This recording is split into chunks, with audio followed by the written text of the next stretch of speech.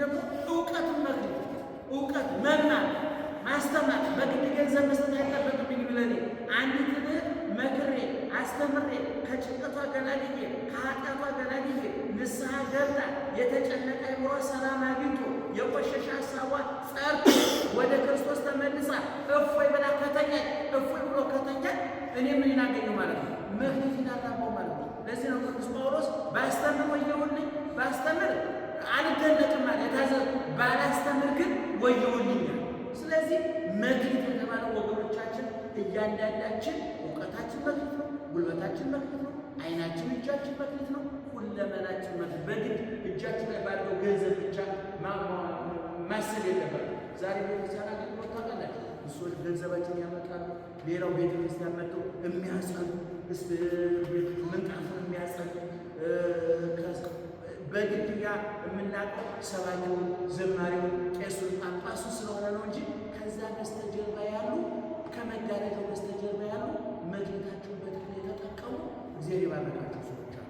ስለዚህ ዞሮ ዞሮ ይሄ የቅድሙ ባላንድ መክሊቱ አይታችሁታል። እንግዲህ በመክሊቱ አለመጠቀሙ ብቻ እኮ አይደለም ማለት ምን ጨመረበት ብለናል? ስድብ ጨመረበት ብያቸው ተሳዳቢ ሆነ። ስለዚህ ሰው በኑሮ እግዚአብሔር ማመስገን እየራቀ በሄደ ቁጥር ምን ይሆናል? ተሳዳቢ፣ ነጫጫ፣ አማራሪ፣ አጉረምራሚ፣ እርካታ የማይሰማው የጎደለበት የሚቆጠር አሁን ብዙ ክርስቲያን ችግር ካለው ነገር ይልቅ የሌለውን ነገር ይቆጥራል። መለወጥ ከሚችለው ነገር ይልቅ መለወጥ በማይችለው ነገር ጊዜውን ያባክናል። በቀደም ራሱ ለሚዲያ ላይ የተናገሩ መለወጥ በማንችለው ነገር ላይ ጊዜያችንን እንድናጠፋ ይፈልጋል። ለምሳሌ አንዲት አገባች፣ ልጅ መውለድ አልቻለችም። ልጅ አለመውለድ የህይወት ፍጻሜ ነው ይመናል። እስኪ የህይወት ፍጻሜ ነው? ሳይወልድ መኖር ይቻላል አይቻልም? ይቻላል። እንዲሁም አይን ያለ አይን መኖር አይቻልም? ያለ ጆሮ መኖር አይቻልም? ያለ ልጅ መኖር አይቻልም? ይቻላል። ነገር በማንለውጠው ነገር ላይ ጊዜያችን እንድናጠፋ ያደርገናል። በጭንቀት ነገር ምን ይፈጠር ያለ እኔ አንድ ልጅ አስታውሳለሁ። እኔ ጋር መጣ ሆስፒታል ናትና አንድ ጓደኛዋ በካንሰር ሞታ ጭንቅላቷ ውስጥ የዛሬ 7-8 ዓመት መጥፎ ነገር ተፈጥሯል እና በቃ ጠዋት ተኝቼ ጠዋት ስነሳ ድንገት ካንሰር ይዘኝ ሲጨነቅ ልክ ናት ያለች እስኪ ነገር ልክ ናት ያለች ልክ ናት ያለች አይደለች። በፍጹም አይደለችም። እኛን የሚጠብቅህ ምን አይነት ንገሩ የሚጠብቅህ አያንቀላፋም። እኛ እኮ 24 ሰዓት ጥበቃ የሚደረግ ሰዎች እኮ ነን። እስቲ ቤተ መንግስት አካባቢ በካሜራ በድሮን የማይጠበቁ አይደል ቤተ መንግስት። የሚገርማችሁ ነገር ግን እናንተ አላጠናችሁትም እንጂ ከቤተ መንግስቱ ይልቅ እየተጠበቃችሁ ያለችው ለማን ናቸው? አንቺ እየተጠበቅሽ ያለችው ቤተ መንግስት የሚጠበቀው ምንድን ነው? በካሜራ በወታደር ነው።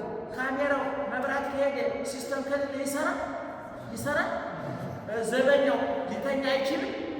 ውሻው በስጋ ሊታለል አይችልም። እናውን አዲስ አበባ አጋቦቹ ዘበኛ ይቀጥራሉ፣ ውሻ ይቀልባሉ፣ ኤሌክትሪክ ዘርግቷል። እኔም ዘርግቻ እንደገርማቸው ሌባ ናቸው። ምን እናደርግ? እግዚአብሔር የተፈሰረ ማናም ኤሌክትሪክ ተስፋደ መብራት ስለሌለ ውሻው በስጋ ይታለላል። ለመሆኑ የኔና የናንተ ጠባቂዎችና ማናቸው? በመብራት የማይሰሩ የማያርፉ የማያንቀላፉ የማይተኙ እዛ በቀደም ነግሬያችኋለሁ። በመዝሙረ ዳዊት እኮ ክፉ ወደ አንተ አይቀርብም፣ መቅሰፍት ወደ ቤት አይገባም፣ መላእክትን ስላንተ ያዛቸዋልና በመንገድ ሁሉ ይጠብቁ ዘንድ በእጆቻቸው ያነሱ ዘንድ እግር እንዳይደናቀፍ ይጠብቁ ዘንድ ከማን ስላንተ ያዛቸዋል? መላእክትን ስላንተ ያዛቸዋል። ያለ መሪዎች እንዲህ ሁሉ ወታደር ከሚቀልቡ አንድ ጠባቂ መልአክ ቢያገኙ ግልግል ነበር። ስለዚህ ዓለም ላይ ካለው ትልቅ ቤተ መንግስት ይልቅ ጥበቃ የሚደረግለት የማን ቤት ነው?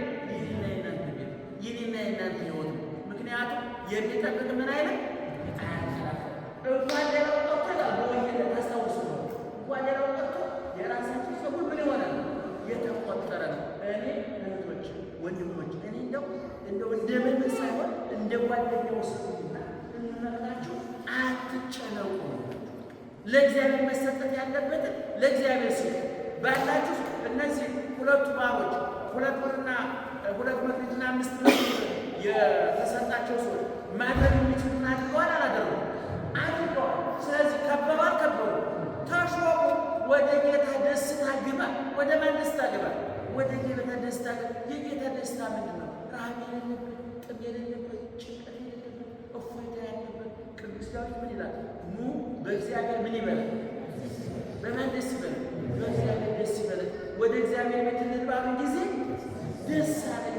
በረዳት እግዚአብሔር ደስ ይበላል። ወደ ጌታ ደስታ ግባ። መጨረሻ